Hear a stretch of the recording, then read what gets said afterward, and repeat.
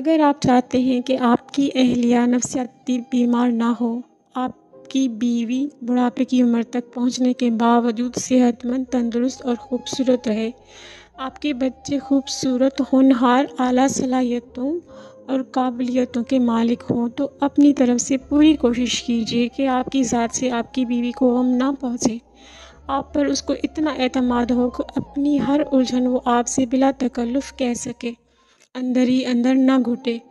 اپنے بیوی بچوں کی تمام جائز خواہشات جن کی اللہ تعالیٰ اور رسول اللہ صلی اللہ علیہ وآلہ وسلم نے اجازت دی ہے، اس کو پورا کریں۔ ان کے اندر امید، بشاشت، بلندی، ہمت، حوصلہ، محبت کے جذبات پیدا کریں۔ اپنی استطاعت کے موافق کبھی بھی بیوی کے اعتماد کو مت ٹھکرائیں، اس کی باتوں کو دھیان سے سنیں اور اس کو خوش رکھنے کی حتی المکان کوشش کریں، تو انشاءاللہ وہ ہر قسم کی جسمانی اور نفسیاتی بیماریوں سے محفوظ رہے گی۔